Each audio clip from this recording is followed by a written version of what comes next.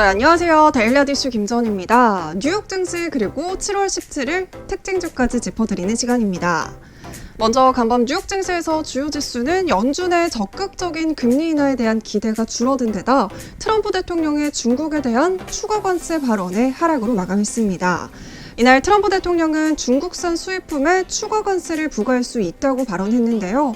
백악관 강요회의에서 미국은 중국과의 무역 협상 타결에 이르기까지 먼 길이 남았다고 말하면서 만약 필요하다면 3,250억 달러어치의 중국산 제품에 추가 관세를 부과할 수 있다고 발언했습니다.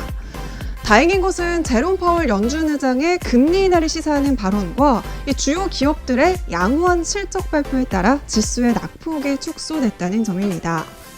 파월 의장은 이날 연설에서 경제 전망 불확실성이 커졌으며 연준이 글로벌 경제 상황에 더 주의를 기울여야 한다면서 금리 인하를 시사하는 발언을 이어갔습니다. 또한 기업들의 2분기 실적은 생각보다 양호했습니다. 골드만삭스와 JP모건 체이스, 존슨앤드존슨 등은 일제히 시장 예상을 상회했고요. 따라서 일각에서는 이 낮아진 기대치로 인해서 기업 실적이 예상을 상회했다면서 증시의 호재가 될 수 있다는 예측도 나오고 있습니다. 우리 시장은 코스피가 시작부터 12포인트가량이나 빠지면서 2080선이 무너졌고요. 코스닥 역시 외국인과 기관의 팔자 기조에 하락으로 출발했습니다. 자세한 장마감 지수는 화면으로 살펴보시죠.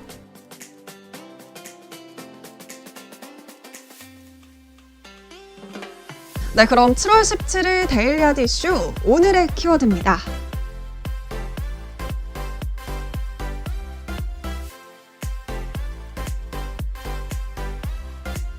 먼저 첫 번째 종목은 플리토입니다. 지난주부터 계속해서 신규 상장 기업들이 많은 것 같은데요. 오늘도 역시 플리토의 코스닥 신규 상장 소식입니다. 플리토는 2012년 설립된 인공지능 기반의 언어와 빅데이터 전문 기업으로 국내에서 처음으로 사업 모델 기반 특례 상장 제도를 통해 코스닥에 입성했습니다. 플리토는 앞선 국내외 기관 투자자 대상 수요 예측에서 1133대 1, 증거금은 2조 7천억 원가량이 몰리면서 시장에서 정말 큰 관심을 받았고요. 공모 희망밴드를 초과하는 2만 6천 원의 공모가를 확정했습니다. 시가는 공모가를 상회하는 3만 1,600원으로 형성이 되면서 장 초반에는 3만 3천 원대까지 상승하는 모습이었는데요. 하지만 상승세는 꾸준히 이어지지 못하고 하락하더니 2만 7천 원대의 저가를 찍으면서 오늘 약세를 보이면서 하락 마감했습니다. 네, 두 번째 종목은 손오공입니다. 이 완구 전문 기업 손오공이 방탄소년단의 뮤직비디오 아이돌에서 영감을 받고 제작한 BTS 공식 패션돌을 사전 예약 판매를 실시한다고 밝혔습니다. BTS 패션돌은 각 멤버들의 특징을 살려서 만들었고요. 원하는 포즈를 자유롭게 구현할 수 있다고 합니다. BTS 패션돌의 공식 출시에 앞서서 진행되는 사전 예약 판매는 한정 수량으로 진행이 되고요. 오늘 10시부터 이미 G마켓을 통해서 진행이 됐습니다. 하면 손오공은 이렇게 꾸준히 성장하고 있는 국내 키덜트 시장 규모에 발맞춰 기존의 유아동 완구뿐만 아니라 키덜트와 합의 카테고리에서도 지속적으로 강화 전략을 펼치고 있습니다. 지난달 26일에는 어른들을 타겟층으로 내셔널 지오그래픽과 협업한 3D 퍼즐 완구를 출시하기도 했고요. 바비 인형이나 피카츄와 콜라보를 해서 협업 블록 완구를 출시하기도 했습니다. 이 소식에 오늘 손오공 장 초반부터 2,905원의 시가를 형성하면서 15%가량 상승하면서 출발했는데요. 하지만 여기서 확연한 고점을 찍지는 못하다가 10시 반부터는 하락 전환하면서 마감했습니다.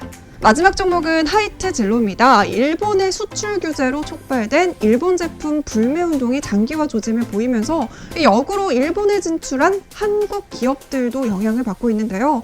대표적인 기업이 바로 롯데입니다. 일본 롯데에 뿌리를 두고 있는 롯데는 유니클로나 무인양품, 롯데 아사히주류 등 일본 기업과 합작사도 많은 만큼 롯데는 일본 기업이다라는 이미지가 다시 한번 부각이 되고 있습니다. 그리고 여기에 반사이익을 받고 있는 기업이 하나 있는데요. 바로 하이트 진로입니다.